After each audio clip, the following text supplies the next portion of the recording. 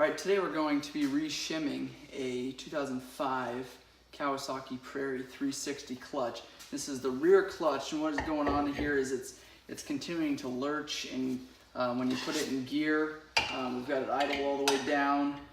We actually went through the front clutch and found that there was no issues there, so we're going to re-shim this. Now, I don't have the Kawasaki tool that you're supposed to use to pull these apart. So what I do is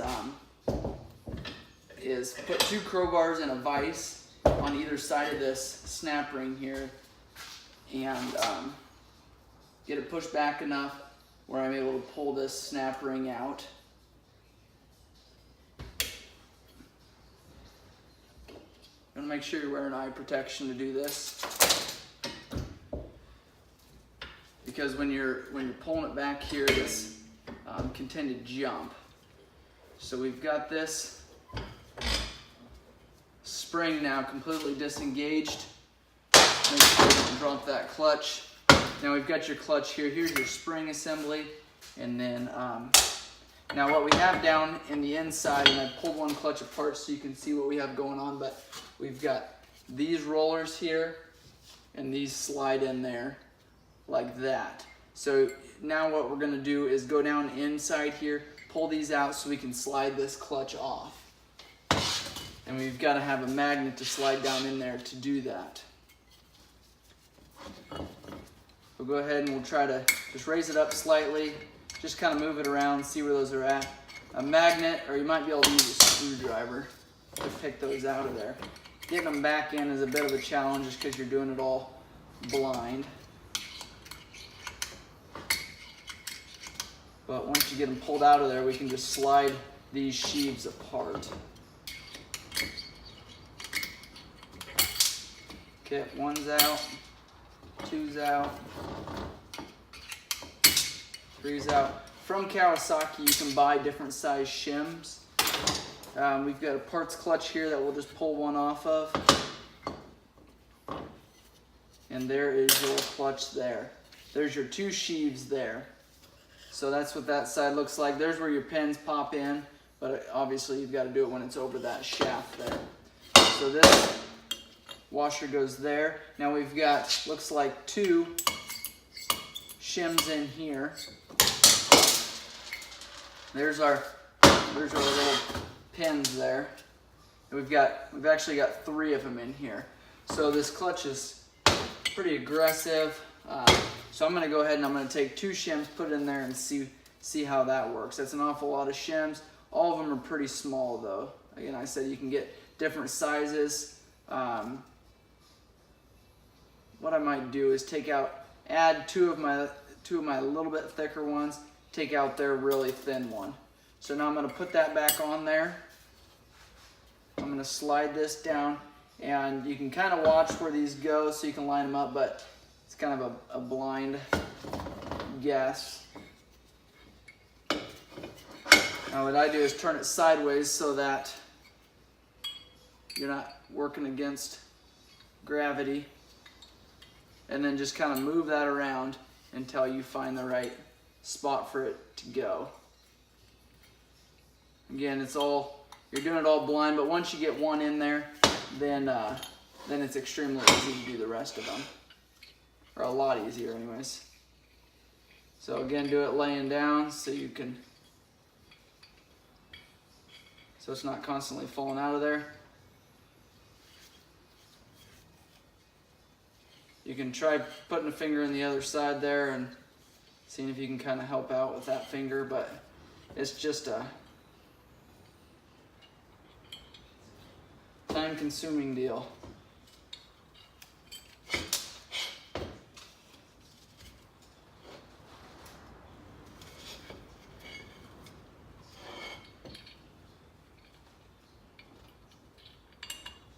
Alright, that's two.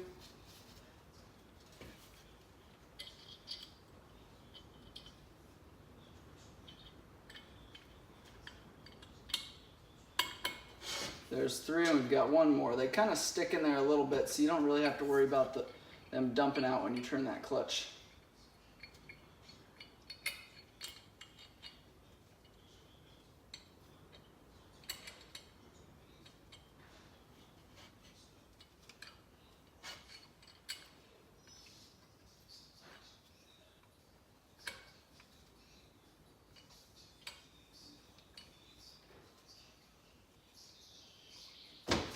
This one's greasy, so it's a little bit more of a challenge.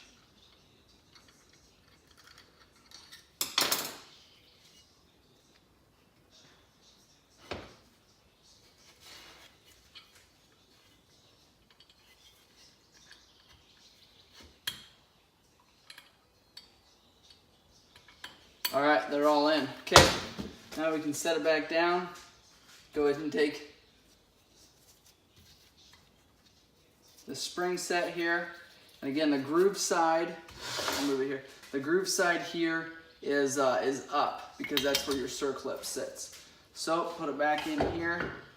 Don't forget to use your 2 crowbars. And then don't put them too far into where your snap ring is going to go.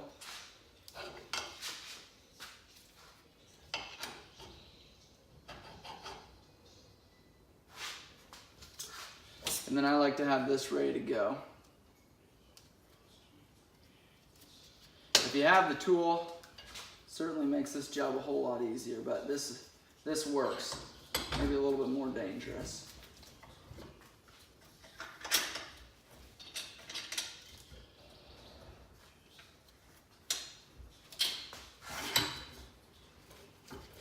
And it might take us a couple tries to get everything lined up. You don't want to keep pushing if this isn't lined up in the center. So there we go, everything going into place.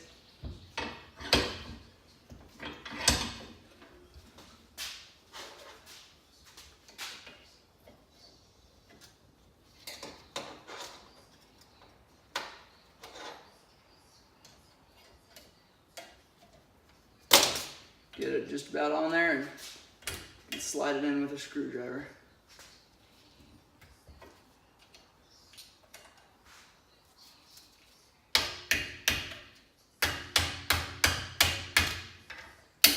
Make sure it's snapped all the way down when you do it. Most of the time you can hear it pop into place. There we go. That is back. So we just rebuilt and re-shimmed a clutch on a Prairie 360.